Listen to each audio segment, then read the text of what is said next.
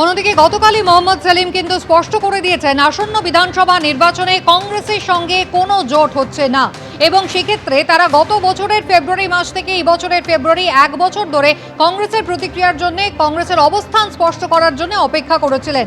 31শে জানুয়ারি পর্যন্ত তারা সেই সময়সীমা বেঁধে দিয়েছিলেন আর সেই কারণে কংগ্রেসের সঙ্গে কোনো জোট হচ্ছে না এমনটাই বলছেন মোহাম্মদ সেলিম। আর কি বলছেন দেখুন।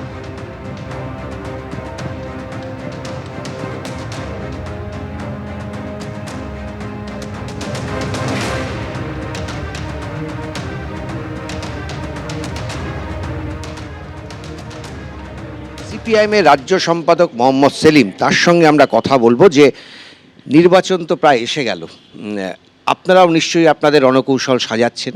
2021 আপনারা কংগ্রেসের সঙ্গে গেছিলেন, কংগ্রেসের সঙ্গে এবার আপনাদের অবস্থান কি? হ্যাঁ, এটাই বলছি।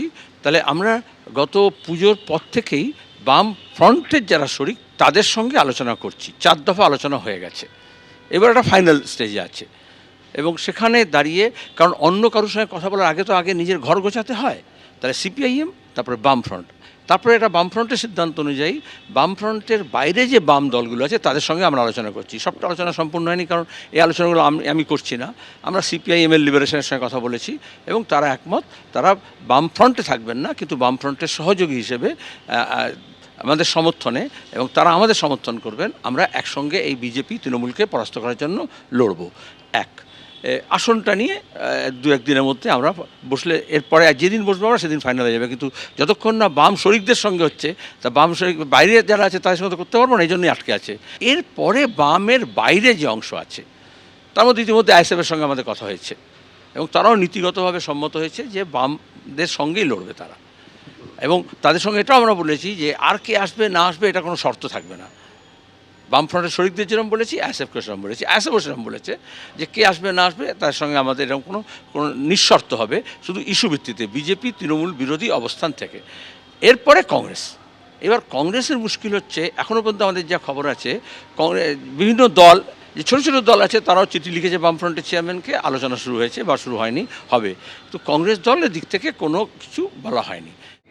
মুখ্য নির্বাচন কমিশনের সঙ্গে গতকালই বৈঠক ছিল মমতা বন্দ্যোপাধ্যায়। 1.5 ঘন্টার বৈঠক থেকে বেরিয়ে মমতা বন্দ্যোপাধ্যায় বলেন যে অত্যন্ত উদ্ধত আচরণ তার সঙ্গে করা হয়েছে, অপমানিত হয়েছেন মমতা বন্দ্যোপাধ্যায়, বিজেপির দালাল বলে তিনি রীতিমতো ক্ষোভ প্রকাশ করেন। আর এর মধ্যেই আপনারা দেখেছেন গতকাল একেবারে সকাল থেকে বঙ্গভবন এবং একাধিক জায়গা যেখানে পশ্চিমবঙ্গ থেকে এসআইআর এ হয়রানি হয়েছে, যে সমস্ত মানুষ যাদেরকে নিয়ে যাওয়া হয়েছে তারা যেখানে রয়েছেন সেখানে দিল্লি পুলিশের অতি সক্রিয়তা নিয়ে সরব হয়েছিলেন মমতা বন্দ্যোপাধ্যায়। আজ বিকেল 3টে তাদের নিয়ে সাংবাদিক বৈঠক করবেন এমনটা বলেছিলেন। আর ইতিমধ্যেই তাদের নিয়ে মমতা বন্দ্যোপাধ্যায় কিন্তু উপস্থিত হচ্ছেন চাণক্যপুরীতে। সরাসরি আমাদের প্রতিনিধি আশাফুল হোসেন রয়েছেন আমাদের সঙ্গে। আশাফুল, এই মুহূর্তে ঠিক কি চলছে? দেখো, এই মুহূর্তে এসআইআরের কারণে যারা মারা গেছেন তাদের পরিবার পরিজনরা যারা দিল্লিতে এসছেন তারা উপস্থিত হয়েছেন এই সাংবাদিক বৈঠকে, এবং তাদের হাতে হাতে আমরা পোস্টার দেখতে পাচ্ছি, নানা রকম প্ল্যাকার্ড দেখতে পাচ্ছি, এবং তাদের নিয়েই আজকে মমতা বন্দ্যোপাধ্যায় কিছুক্ষণ পরেই সাংবাদিক বৈঠক করবেন। এবং তুমি জানো যে কালকে নির্বাচন কমিশনের সঙ্গে যে বৈঠক, সে বৈঠক পুরোপুরি ব্যর্থ হয়েছে এবং বৈঠকের মাঝপথ ছেড়ে মমতা বন্দ্যোপাধ্যায় বেরিয়ে আসেন। একটা তীব্র বাদানুবাদ দুপক্ষের তরফ থেকে শুরু হয়, ফলে বোঝা যায় যে সংঘাতের আবহ নিয়ে মমতা বন্দ্যোপাধ্যায় দিল্লি পৌঁছেছিলেন, সেই সংঘাত পুরোদস্তুর জারি রয়েছে।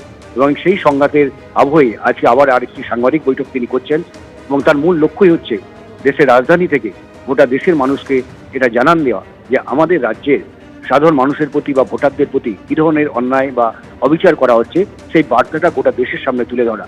এবং সেই কারণেই স্বজন হারানো পরিজনদের এখানে আনা হয়েছে, এবং তারা তাদের অভিজ্ঞতার কথা সাংবাদিকদের সামনে বলবেন, এবং মুখ্যমন্ত্রীও এখান থেকে তার প্রয়োজনীয় বার্তা দেবেন। এবং একটু আগেই আমি তোমাকে জানিয়েছি যে মমতা বন্দ্যোপাধ্যায় কালকে সুপ্রিম কোর্টে সবকিছু ঠিকঠাক থাকলে শুনানিতে তিনি উপস্থিত থাকবেন, কারণ নিরাপত্তা সংক্রান্ত ছাড়পত্র তাকে দেওয়া হয়েছে। ফলে ভিভিআইপি হিসাবে তার সুপ্রিম কোর্টে যেতে কোনো বাধা নেই। সেই সঙ্গে তিনি যে মামলাটা করেছেন জাতীয় নির্বাচন কমিশন এবং আমাদের রাজ্যের মুখ্য নির্বাচনী আধিকারিকের বিরুদ্ধে, সেই মামলা সুপ্রিম কোর্টের তালিকায় আগামীকাল নথিভুক্ত হয়েছে। ইতিমধ্যেই তৃণমূলের পক্ষ থেকে এসআইআর নিয়ে মামলা হয়েছে, সেই মামলার শুনানি চলছে, আগামীকাল আর শুনানি রয়েছে। ফলে মনে করা হচ্ছে যে মমতা বন্দ্যোপাধ্যায়ের করা যে মামলা, সেই মামলাটি কালকে তৃণমূলের যে মূল মামলা তার সঙ্গে ক্লাব করা হতে পারে।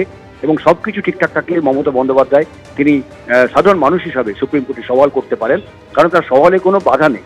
যেহেতু একদিকে তালিকায় নথিভুক্ত হয়েছে, তিনি ছাড়পত্র পেয়ে গেছে নিরাপত্তা সংক্রান্ত সুপ্রিম কোর্টে, ফলে নজিরবিহীনভাবে কালকে মমতা বন্দ্যোপাধ্যায়কে দেখা যেতে পারে। ফলে একদিকে আইনি চাপ বাড়ানো, অন্যদিকে এই সমস্ত স্বজন হারানোদের দিল্লিতে এনে তাদের দিয়ে সাংবাদিকদের সামনে হাজির করিয়ে চাপ তৈরি করা, এবং সেটাই সেই বার্তাটাই পৌঁছে দেওয়া মমতা বন্দ্যোপাধ্যায়ের মূল লক্ষ্য। এবং আর কিছুক্ষণের মধ্যেই সেই বৈঠকটি শুরু হবে। ইতিমধ্যেই যারা এশারের কারণে যারা তাদের প্রিয়জনদের হারিয়েছেন তাদের সকলেই উপস্থিত হয়ে গেছেন, এবং তুমি দেখতে পাচ্ছ তাদের হাতে হাতে প্রতিবাদের পোস্টারগুলো রয়েছে। আর কিছুক্ষণের মধ্যে মুখ্যমন্ত্রী হিসেবে পৌঁছে গেছেন, তিনি তাদের সঙ্গে দেখাও করলেন।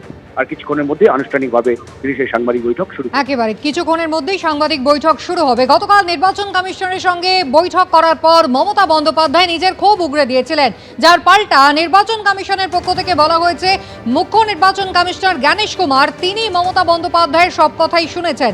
তবে তৃণমূল নেতারা খোলাখুলি নির্বাচন কমিশন এবং মুখ্য নির্বাচন কমিশনারের উদ্দেশ্যে অপমানজনক শব্দ ব্যবহার করেছেন।